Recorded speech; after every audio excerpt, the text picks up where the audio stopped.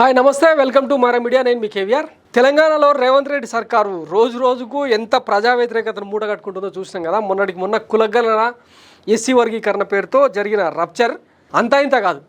ఓ తీన్మార్ మల్లన్న రెడ్డి సామాజిక వర్గాన్ని టార్గెట్ చేసి మా బీసీలో ఉచ్చదాగడం చేసిన కామెంటు మొత్తం రెడ్డి సామాజిక వర్గాన్ని కాకుండా అగ్రవర్ణాలని ఇతర కులాలన్నింటినీ కూడా పెద్ద ఎత్తున రగిలించేలా జరిగింది. దాని తర్వాత కాంగ్రెస్ పార్టీ కార్నర్ అయింది. అంతకుముందు అనిరుద్ రెడ్డి ఎపిసోడ్ కారణంగా జడ్చర్ల ఫామ్ హౌస్లో కొంతమంది ఎమ్మెల్యేలు తిరుగుబాటు చేస్తున్నారని చెప్పి రెవెన్యూ శాఖ మంత్రి పొంగులేటి శ్రీనివాసరెడ్డి మీద తిరుగుబాటు చేస్తూ ఉన్నారు. ప్రభుత్వంలోకి వచ్చి కూడా ఎమ్మెల్యేలకు పనులు అవుతలేవు, ఎమ్మెల్యేల ఫైల్స్ వాళ్ళ అనుచరులు కాంట్రాక్టర్ల ఫైల్స్కు ఛాన్స్ లేకుండా పోయింది అని చెప్పి ఇక ఎవరికి గోడు వెళ్ళబోసుకోవాలని చెప్పి ఒక పెద్ద రాద్ధాంతానికి తెరదీసిర్రు.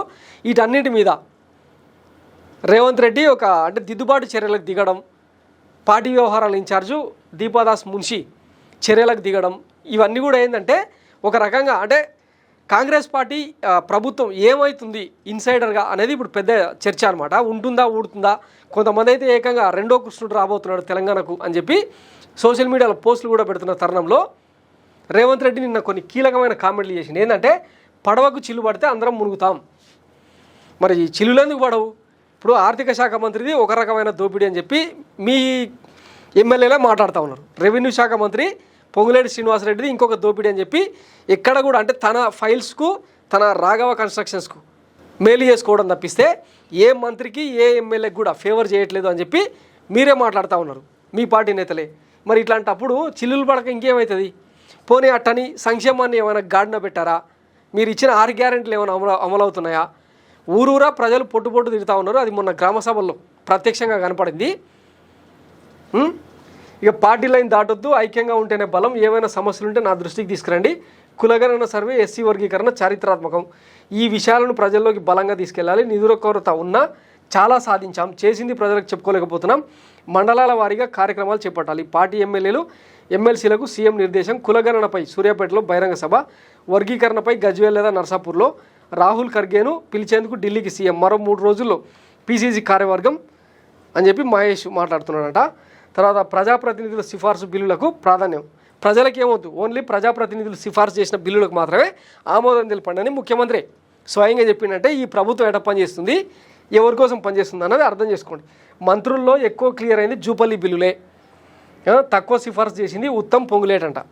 సిఎల్పి భేటీలో డిప్యూటీ సీఎం బట్టి విక్రమార్క ఉవాచ, వాళ్ళ ప్రవచనాలు ఇట్టున్నాయి. పడవకు రంధ్రం పడితే దాన్ని నడిపేవాడు కాదు, ఆ పడవలో కూర్చున్న అందరూ మునుగుతారు. అలాగే పార్టీ బలంగా ఉంటేనే ప్రభుత్వం బలంగా ఉంటుంది, అందరం కలిసికట్టుగా ఉంటేనే పార్టీ బలంగా ఉంటుంది అని కాంగ్రెస్ పార్టీ ఎమ్మెల్యేలతో సీఎం రేవంత్ రెడ్డి అన్నారు. ఎవరు పార్టీ లైన్ దాటొద్దని, క్రమశిక్షణతో మెలగాలని గురువారం మరిచెన్నారెడ్డి మానవ వనరుల అభివృద్ధి కేంద్రంలో గురువారం ఏర్పాటు చేసిన పార్టీ ఎమ్మెల్యేలు ఎమ్మెల్సీల సమావేశంలో హెచ్చరించారు. రాజకీయాల్లో నమ్మకమే ప్రధానం, నమ్మకంతో పనిచేస్తేనే ప్రజలు విశ్వసిస్తారు, ఫలితము దక్కుతుందని ఆయన పేర్కొన్నారు. ఎప్పుడు నాయకుని ఆలోచన విధానం గురించి తెలుసుకుని పనిచేయాలని, రాహుల్ గాంధీ ఆలోచన విధానాన్ని అర్థం చేసుకుని రాష్ట్రంలో కులగణన, ఎస్సీ వర్గీకరణ నిర్ణయాలు తీసుకుందామని రేవంత్ గుర్తు చేశారు. ఈ నిర్ణయాలతో తెలంగాణ ప్రభుత్వం దేశానికే ఆదర్శంగా నిలిచిందన్నారు. ఇక మీదట తరచుగా కలుస్తూ ఉందామని, సమస్యలు ఏమైనా ఉంటే తన దృష్టికి తీసుకురావాలని వారు సూచించారు. అలాగే ప్రభుత్వం తీసుకునే విధానపరమైన నిర్ణయాల్లో ఏమన్నా వ్యతిరేకత ఉంటే హైకమాండ్కు చేరవేయచ్చు అని చెప్పి కొంత ఓపెన్ అయిపోయింది అనమాట రేవంత్ రెడ్డి. అయినా కానీ ఇప్పటికే జరగాల్సిన డ్యామేజ్ అయితే జరిగిపోయింది. ఒక తీన్మార్ మల్లన్న రూపంలో, అనిరుద్ రెడ్డి రూపంలో, మంత్రుల వ్యవహార శైలి రూపంలో బాగా రప్చర్ గురవుతూ ఉందన్నమాట. మొన్న రేవంత్ రెడ్డి గణతంత్ర దినోత్సవం రోజున ఇవాళ బ్యాంకులు సెలవు, రాత్రి 12 గంటల తర్వాత మీ అకౌంట్లో టకీ అని మార్చి 31 వరకు రైతు భరోసా డబ్బులు పడతాయన్నారు. ఒక్కరోజు పడ్డాయి, తర్వాత ఆగిపోయాను అనమాట. తర్వాత ఏమైంది, మంత్రి తుమ్మల నాగేశ్వరరావు మాట్లాడుతూ, వ్యవసాయ శాఖ మంత్రి, 1 ఎకరం భూమి ఉన్నలకు 1100 కోట్లు 17 లక్షల మంది రైతులకు లబ్ధి చేకూరేలాగా చర్యలు తీసుకున్నామని చెప్పి మాట్లాడడం. అంటే ఒక మంత్రికి ఇంకొక మంత్రికి ఇక్కడ సఖ్యత లేదు, అసలు ఎవరు ఏం చేస్తున్నారో ముఖ్యమంత్రికి ఫీడింగ్ లేదు. ఈ నేపథ్యంలో ఇష్టారీతిన పార్టీ క్యాడర్ ఓట్లు అయిపించిన వర్గాలు ఏవైతే ఉన్నాయో మొహం పెట్టుకోలేకపోతున్నారు, ప్రజల దగ్గరికి వెళ్ళాలంటే మొహం చూపించుకోలేకపోతున్నారు. ఇది జరుగుతున్న రాద్ధాంతం. ఇంకా ఇప్పుడు ఈ పడవకు సిల్లు పడితే అందరం మునుగుతామని చెప్పి బెదిరింపు, బ్లాక్మెయిల్ కార్యక్రమం.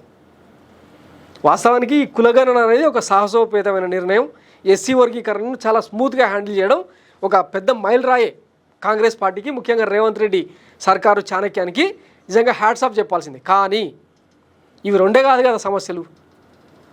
విద్యా వైద్యాన్ని సంస్కరిస్తామని చెప్పారు, ఇంకా 6 గ్యారెంటీల అమలు గురించి, యువతకు స్కూటీల గురించి, ఇట్లా చాలా అంటే ఓట్ల కోసం రకరకాలుగా నాలుకలు మడతేసి ఇప్పుడు వాటినన్నింటినీ కత్తెర విధిస్తూ ఇష్టానుసారంగా వ్యవహరిస్తుండడంతో జనాలు క్షేత్రస్థాయిలో భయంకరంగా తిడతా ఉన్నారు. రేపు అవి ఎమ్మెల్సీ ఎన్నికల్లో కావచ్చు, ఇప్పుడు సుప్రీంకోర్టు పరిధిలో ఉన్న ఉప ఎన్నిక గురించి కావచ్చు, చాలా తీవ్ర దుమారం రేగుతుంది. ఒక రకంగా కాంగ్రెస్ పార్టీ భయాందోళనకు గురవుతుంది అన్నది మాత్రం క్లియర్. ఈ నేపథ్యంలో ఎమ్మెల్యేలను ఆయన హెచ్చరించిన విధానం ఇదనమాట, పడవకు బొక్కబడితే అందరం మునుగుతామని. మరి మునుగుతుందా లేకపోతే సెటరేట్ అవుతుందా అన్నది చూడాలి. ఎందుకంటే 10 ఏళ్ల తర్వాత అధికారంలోకి వచ్చిన తర్వాత ఇట్లా కాదు పార్టీని నడిపే విధానం, ప్రభుత్వాన్ని నడిపే విధానం. ఒకసారి 2004లో గుర్తు చేసుకుంటే వైఎస్ రాజశేఖర రెడ్డి చారిత్రాత్మక విజయం సాధించిన తర్వాత 6 నెలల వ్యవధిలో అటు పార్టీ మీద ఇటు ప్రభుత్వం మీద పట్టు సాధించి చాలా సాఫీగా నడిపించుకుంటూ పోయిండు. రెండోసారి ఆయనకు హైకమాండ్ ఇచ్చిన ఏమంటారు ఆ ఛాన్స్ కారణంగా రెండోసారి అధికారంలోకి తీసుకొచ్చిండు. వైఎస్ రాజశేఖర రెడ్డి రెక్కల కష్టం కారణంగానే అధికారంలోకి వచ్చిందని హైకమాండ్ కూడా గుర్తించింది. మరి ఆ సపోర్ట్ ఇప్పుడు రేవంత్ రెడ్డికి ఇస్తలేరా, హైకమాండ్ ఇస్తలేదా, లేకపోతే మంత్రులు ఎవరైనా వెన్నుపోటు పొడి చేయడానికి సిద్ధంగా ఉన్నారా అనేది తేలాల్సి ఉంది. Thanks for watching Mara media. నేను మీ కేవీఆర్. Thank you.